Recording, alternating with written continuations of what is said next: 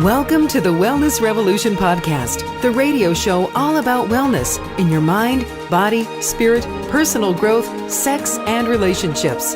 Stay tuned for weekly interviews featuring guests that have achieved physical, mental, and spiritual health in their lives. If you'd like to have access to our entire back catalog, visit drveronica.com for instant access. And here's your host, Dr. Veronica.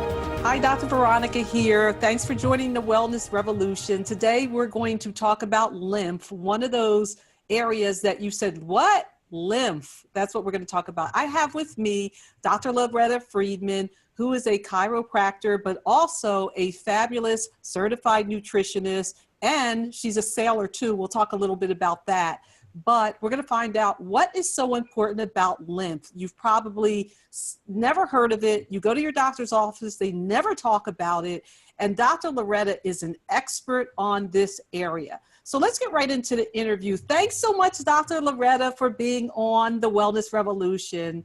Thank you, Dr. Veronica, for having me here today. I really appreciate it. I love to talk about the lymphatic system and lymphatic drainage. So let's first talk about lymphatic system and lymphatic drainage. You give such excellent analogies. I want people may know about this from diseases like breast cancer, when people get lymphedema and their arms blow up and things like that. But give us a little background on what lymph is and why we should be thinking about it. Okay, so lymph is really swelling and inflammation anywhere in the body. Okay, that is lymphedema.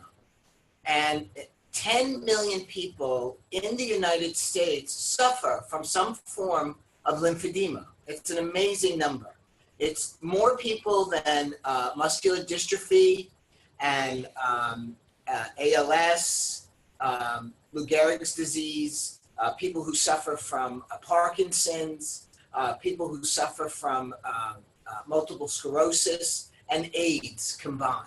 So it's a tremendous number of people who suffer with some sort of swelling or inflammation somewhere in their body that usually doesn't get treated properly or doesn't get addressed, or they suffer with for years without getting any answers from the medical community.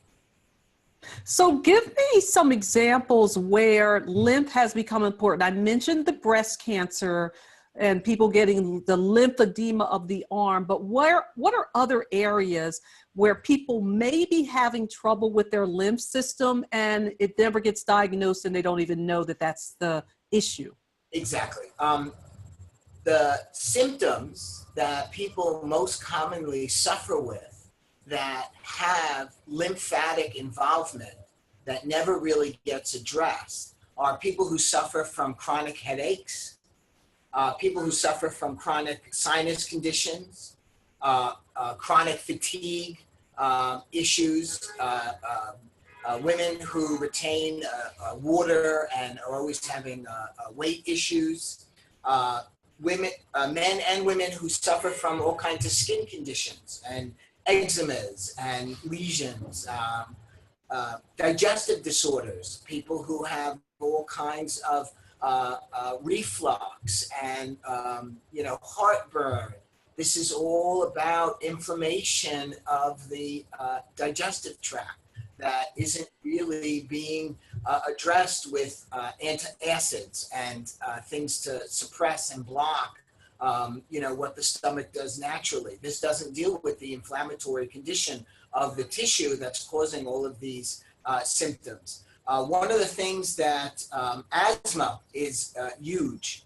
Asthmatics, all the inflammation of the bronchioles and the lining of the lung tissue is huge.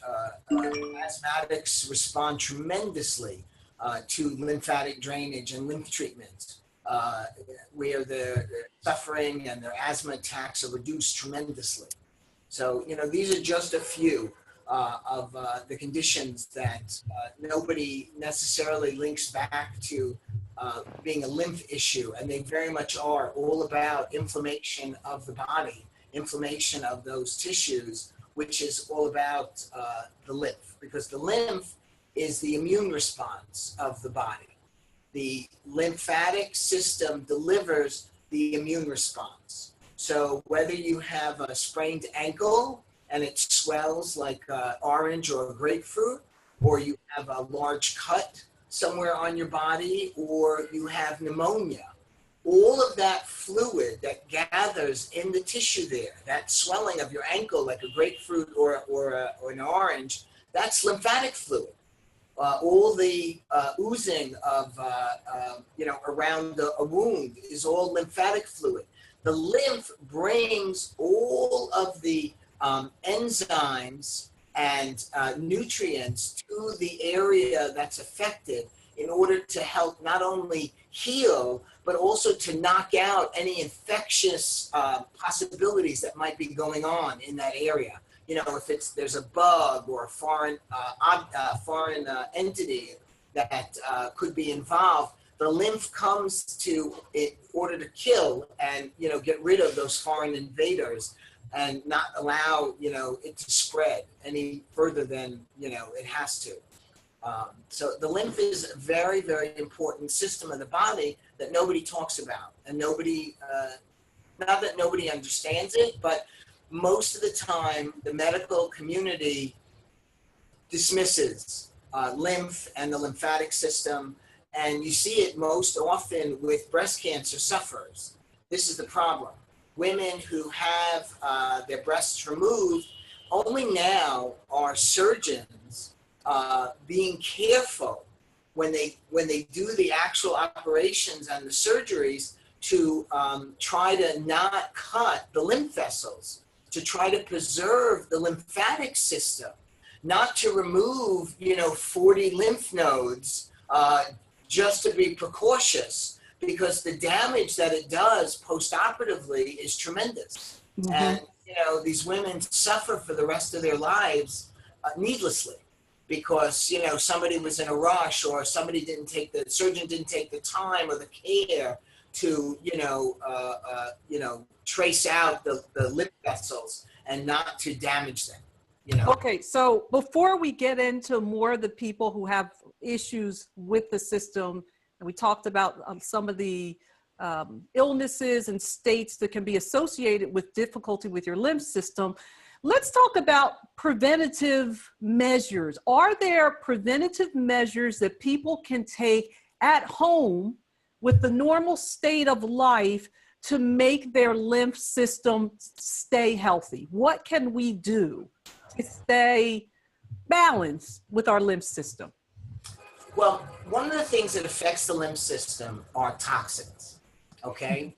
Unfortunately, we live in a very toxic world.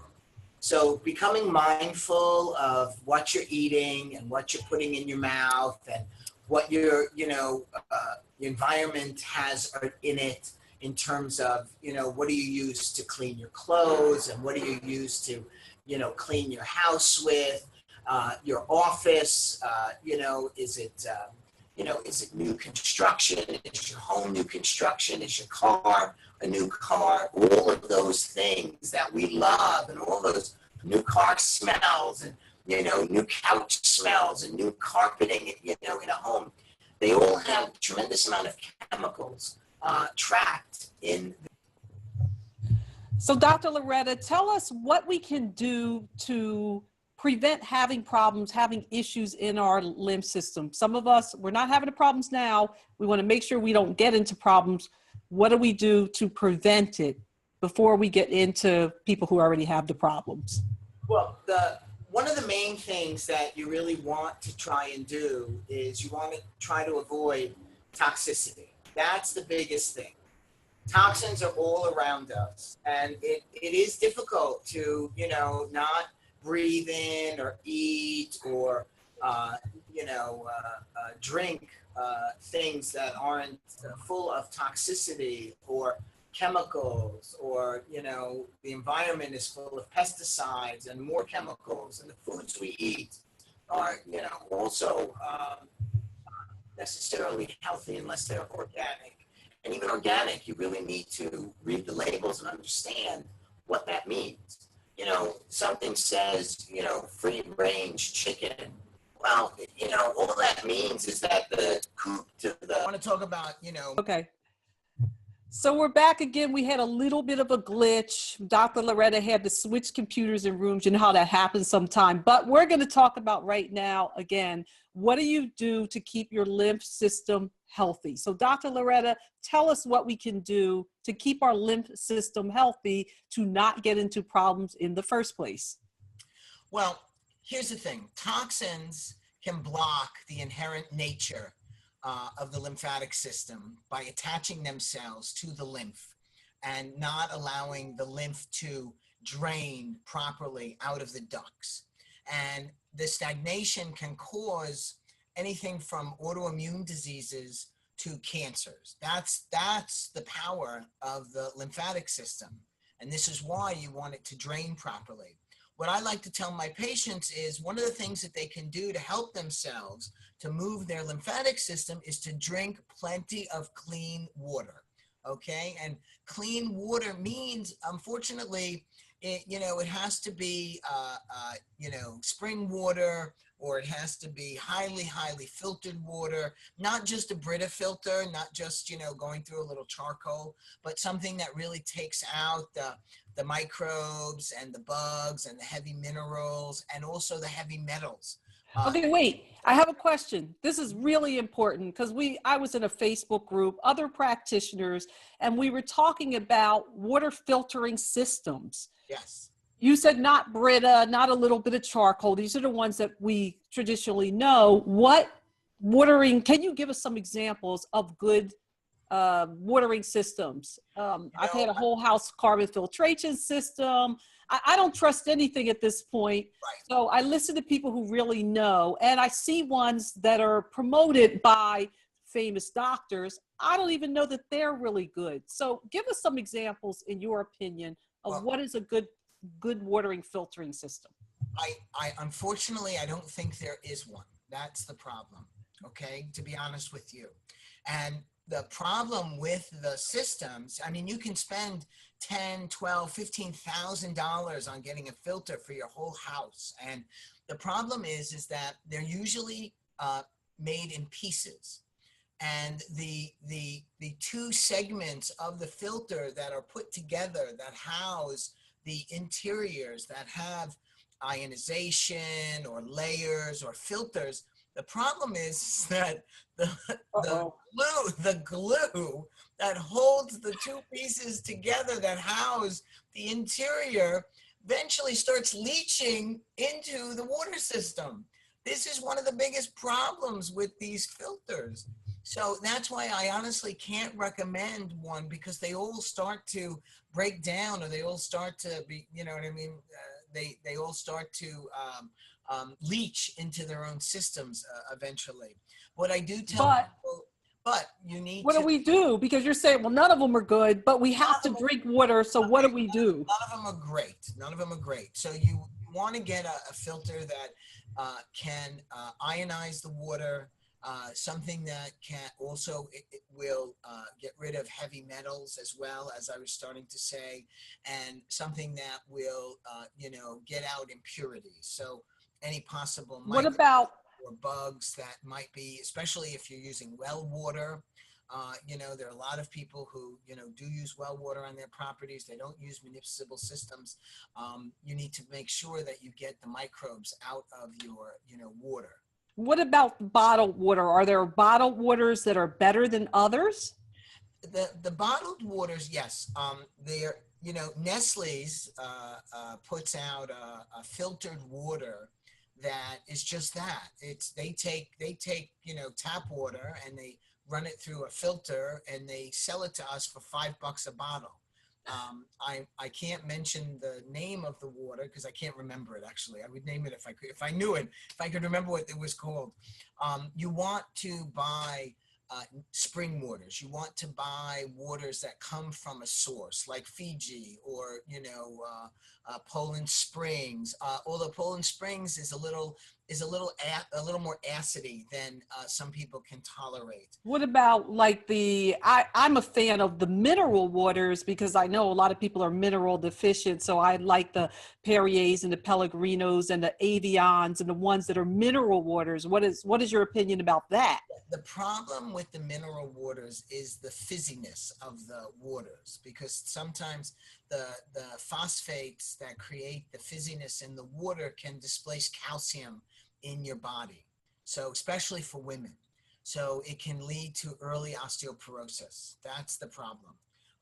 You know, that you always want a 1-to-1 ratio of phosphates and calcium. So if phosphates are high, calcium gets leached out.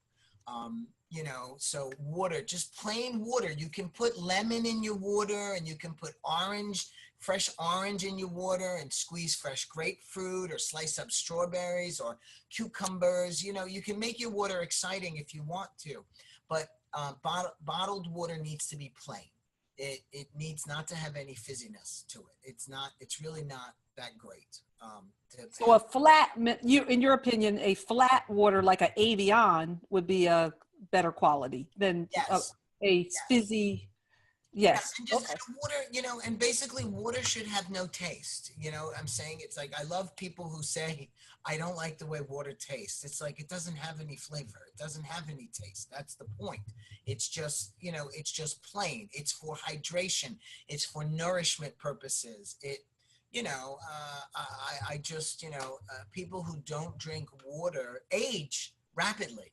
That's the, you know, downfall. Their skin starts to wrinkle, they lose turgor, you know, they start to dehydrate, they start to look like a mummy, you know.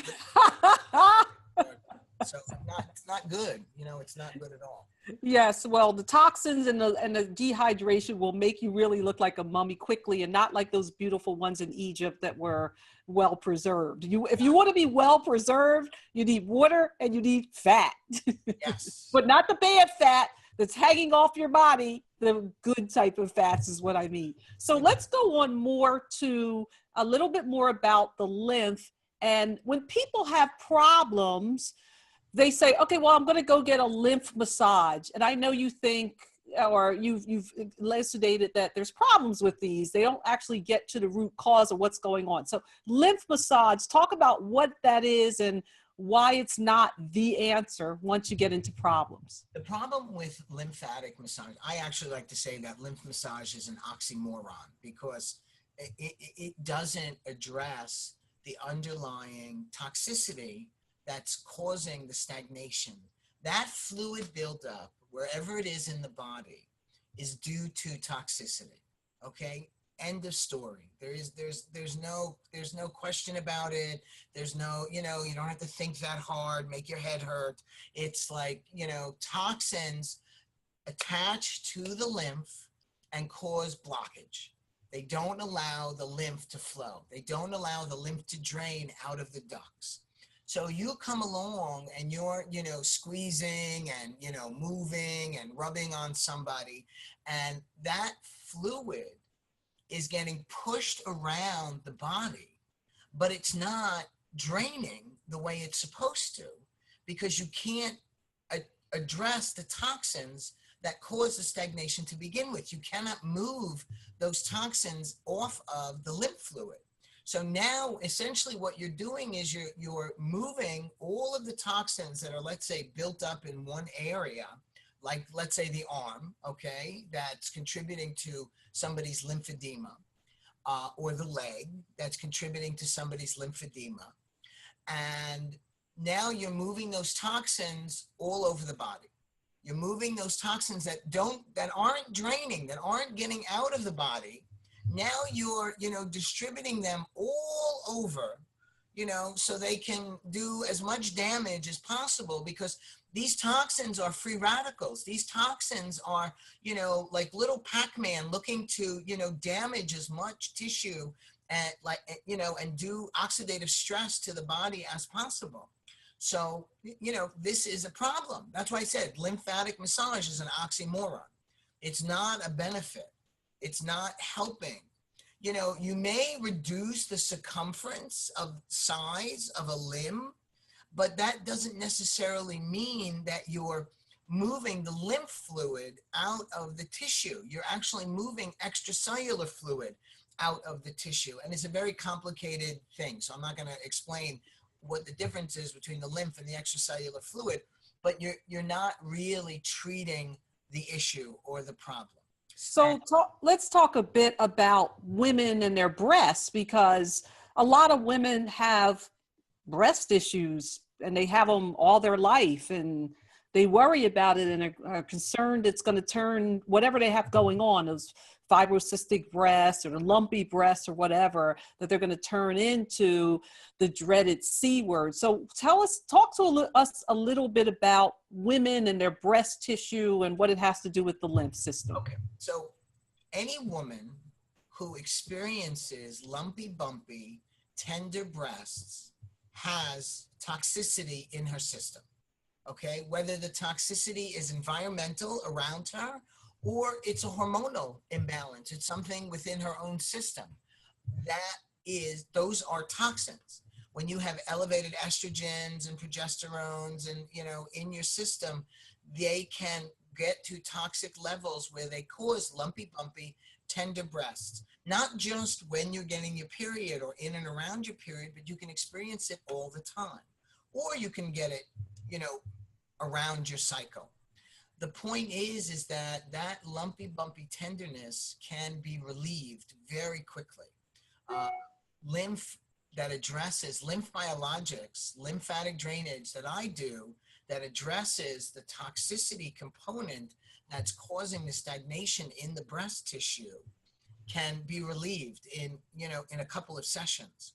I have treated women who've had tender breasts, history of breast cancer in the family, very concerned, very upset, and one session of Lymph-Biologics and that lumpy, bumpy tenderness is relieved tremendously. So the problem is that for women, toxins get stored in our breast tissue. Breasts are lymphoid tissue, and there was a study that was done in 2014 showing that when they tested women's breast tissue, women like you and myself, just the average woman, the breast tested positive for 18 different dangerous chemicals that all cause cancer. So this is very, very significant because we're walking around with all these toxins in our breast tissue, and these toxins are just waiting to cause autoimmune diseases and cancers. This is why breast cancer is on the rise. This is why the numbers are so high. And, nobody is addressing these underlying toxins. Nobody is telling you have to get rid of toxicity in your breast tissue. So let me just ask, this is an interesting question. So there's the women who have a genetic predisposition that it can be turned on and they can have breast cancer. We know that there's genes associated with it. I want to take those women out for a second. Yes. Let's say the rest of the population. So the people who have, the BRCA gene or these other breast cancer genes are a relatively smaller segment of the population, and they have to be monitored and dealt with a little bit differently. So I want to take that away for a second. But for the other women who don't have the genetic predisposition, what are you seeing, or what is your theory that makes the difference between women who are getting breast cancer and women who are not getting breast cancer? It has nothing to do with people running and getting mammograms as screening for early disease. But there are women who they get it and other women who don't get it. So what are you seeing as a difference? What I'm seeing as a major difference is lifestyle. Women who exercise, women who eat right, women who keep their weight, at a certain level and don't fluctuate 30 and 40 pounds, up and down, and yo-yo diet. These are the women who tend to not necessarily get as much toxicity into their system, which in turn creates breast cancer.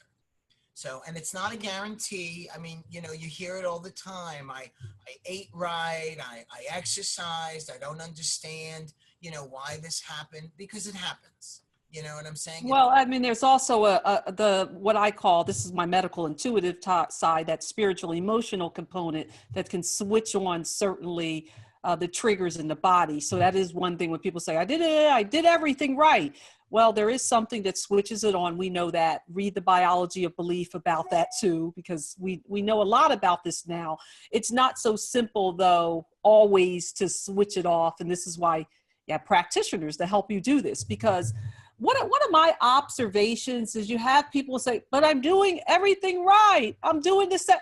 But in my observation, everybody isn't really doing everything right. Even us practitioners use other practitioners to figure out, what am I not seeing that makes me have a problem? So whenever I hear somebody said, but I'm doing everything, I'm like, in my head, I'm like, well, I'm sure that you're not, but if you believe that and you don't want any help, that's fine. If you're coming and you say, but I'm doing everything, but there's something missing, help me, that's a different state of being. So there are other factors involved besides just the physical factors, just what you're eating and how you're exercising, that are switching on and off your disease processes. I want to make about that. So Lymph-Biologics is what you have this, wonderful. Now, if you want to see Dr. Loretta, go to New York, fly into New York. Everybody loves seeing New York City. So fly into New York and get this treatment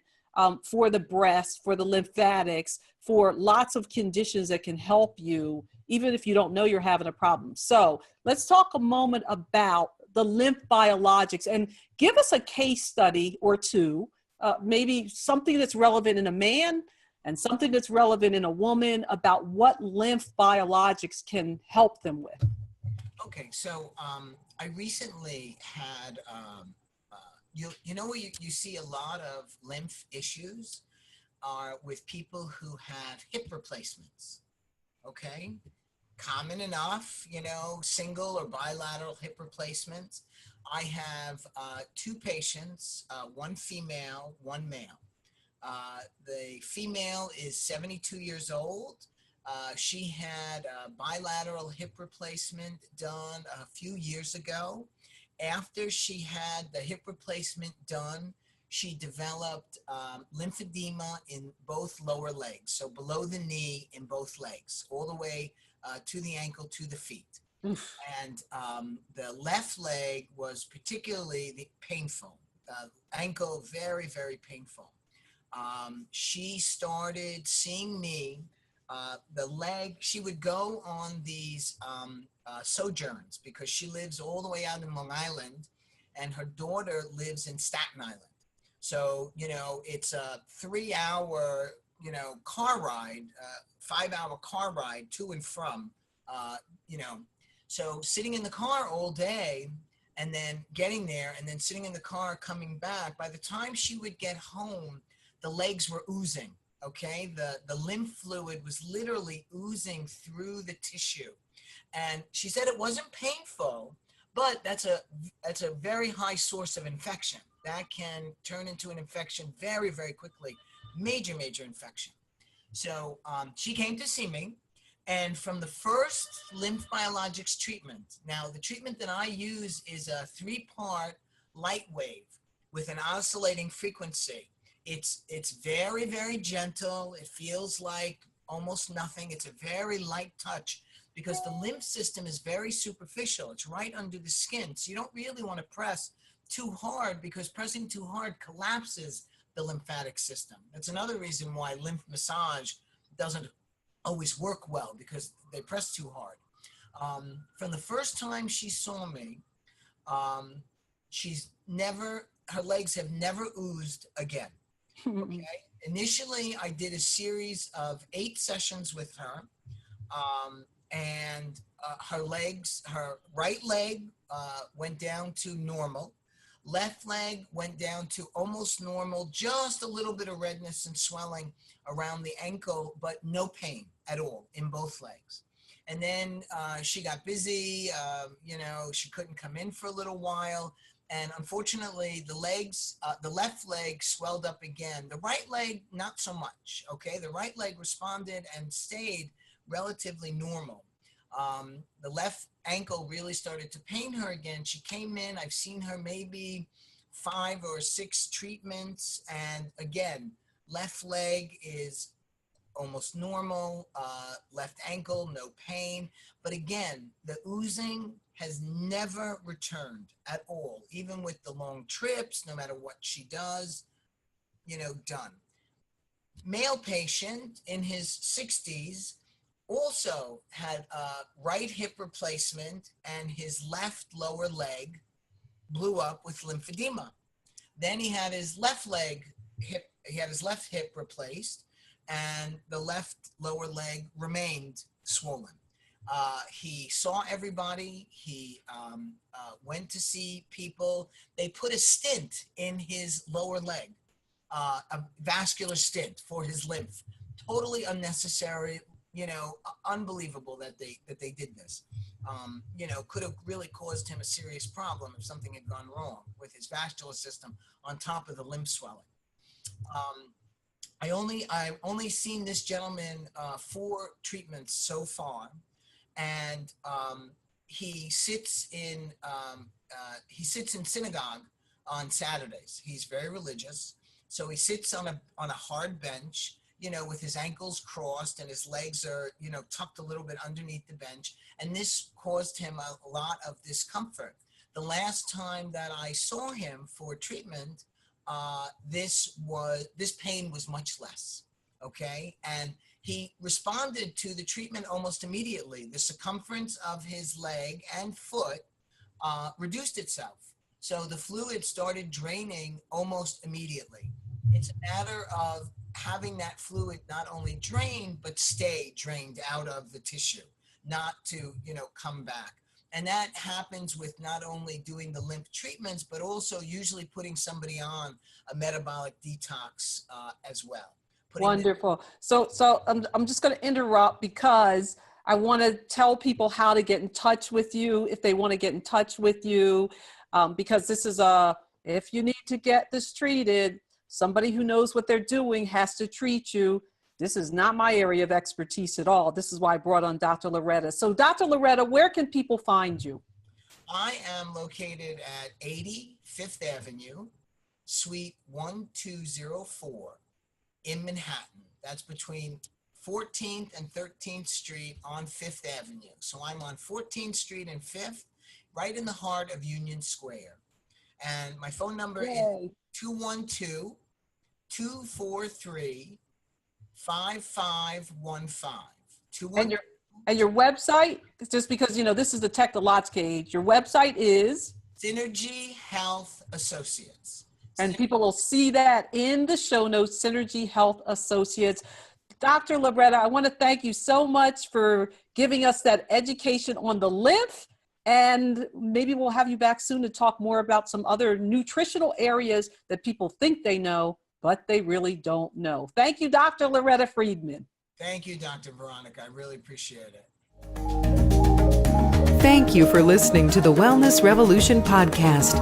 If you want to hear more on how to bring wellness into your life, visit drveronica.com. See you all next week. Take care.